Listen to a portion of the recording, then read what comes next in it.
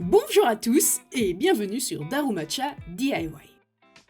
Sachant qu'on a pas mal travaillé au rez-de-chaussée ces derniers temps, focalisons-nous un petit peu sur le premier étage.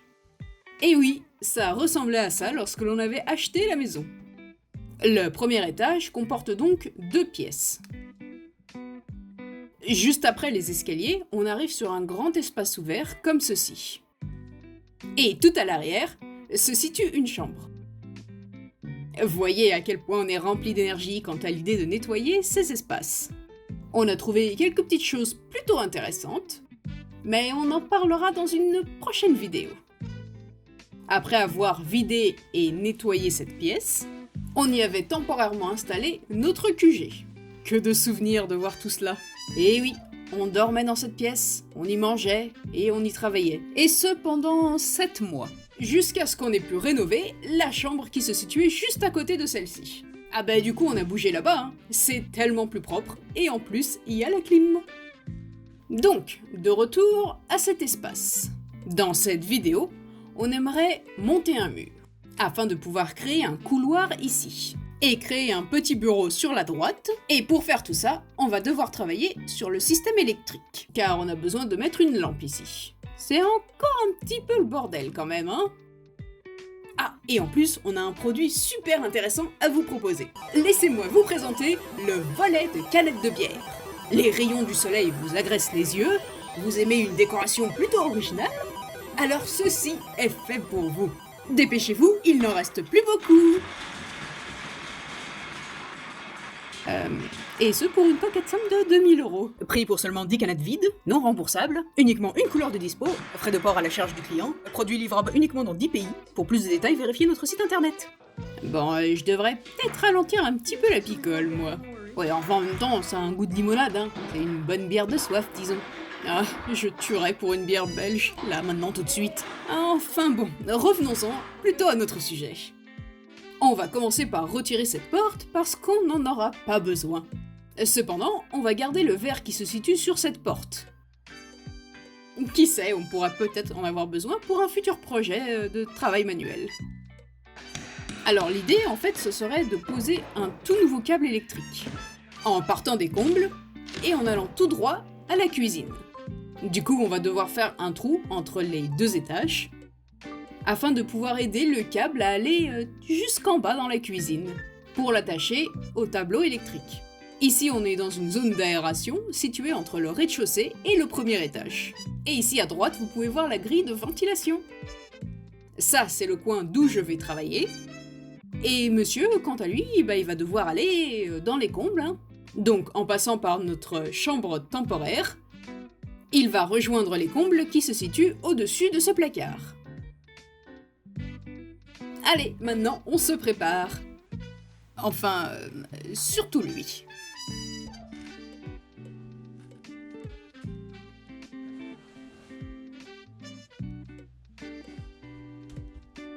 Ce qu'il y a de bien, c'est qu'on peut voir une bonne partie de la charpente de la maison, ainsi que toute la poussière.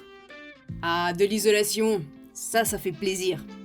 Enfin, c'est de l'isolation qui date des années 70, alors je sais pas si c'est une bonne chose en fait. Et puis on a trouvé ceci. Ceci qui est un bordel. Bordel laissé par le précédent électricien. Non, c'est pas très cool quand même de laisser ça. Et qu'est-ce que c'est que ce nœud de câble électrique géant là? Bon, personnellement, j'y connais rien. Mais je trouve ça quand même dangereux, non? Je pense qu'il serait grand temps de réorganiser ceci et d'avoir quelque chose de plus propre. Et sinon, on sait même pas quel câble va où et sert à quoi.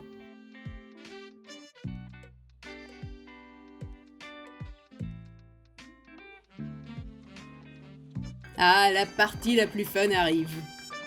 Il est en train de secouer le câble, mais moi je ne le vois pas.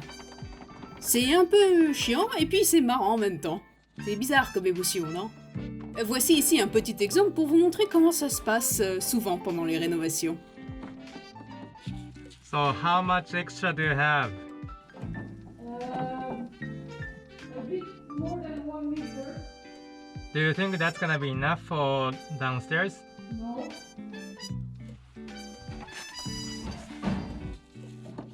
Then I'm sorry, I cannot use this cable, it's too short. Okay. So I'm gonna pull it up and then we have to go buy another cable and stuff. Du coup, on est allé au magasin de bricolage pour acheter un nouveau câble. Puis on a refait tout le processus que vous avez vu avant. Et maintenant, tout fonctionne très bien. Ça a pas l'air d'être évident de marcher là-haut. Ceci dit, ça pourrait être un super espace de rangement. À voir si c'est possible. Je dois admettre que, comparé aux nœuds qu'il y avait avant, c'est nettement mieux.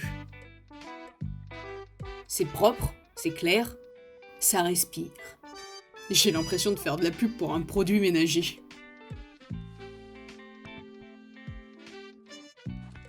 Maintenant, en partant de la cuisine, derrière le panneau électrique, on va tirer le câble qui vient de tout en haut. Ça va, vous suivez toujours ? On va également rajouter 2 disjoncteurs supplémentaires sur le panneau.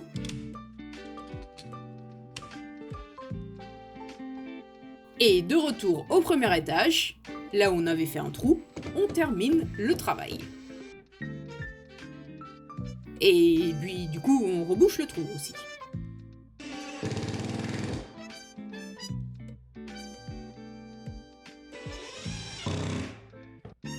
Bon, très bien. Voilà une bonne chose de faite.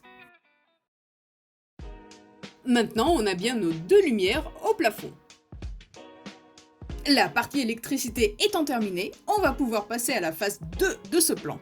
Monter un mur. Et pour ça, on va avoir besoin de bois. Beaucoup de bois.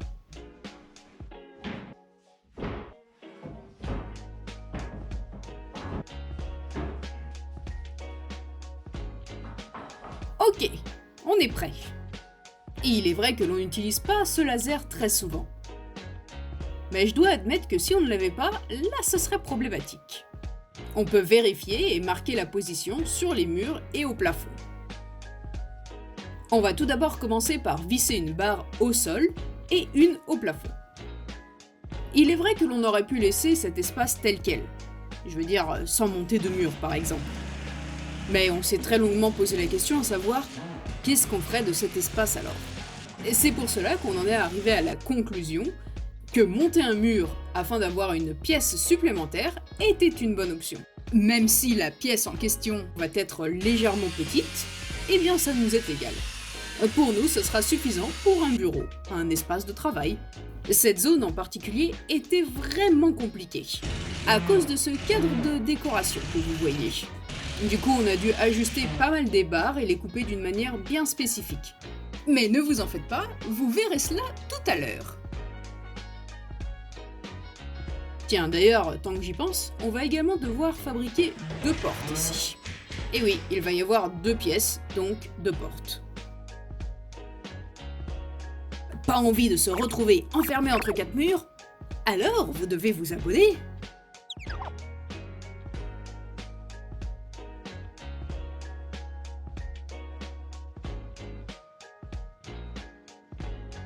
Comme vous pouvez le constater maintenant, plusieurs ajustements ont été nécessaires ici. Mais au final, je pense qu'on ne s'en est pas trop mal sorti. Ok, on va passer à la 3e et dernière étape pour aujourd'hui. Le plafond. Attendez, je sais à quoi vous pensez. On est en train de monter un mur et puis tout d'un coup on passe au plafond, alors que le mur n'est même pas encore terminé.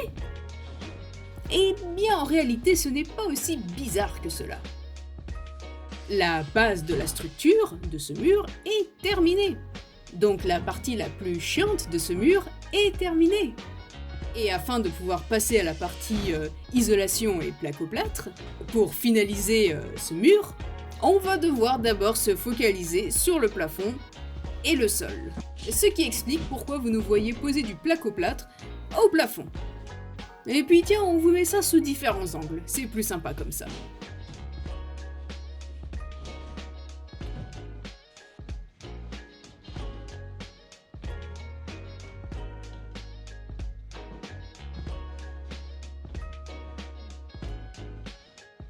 Le dernier panneau est enfin posé.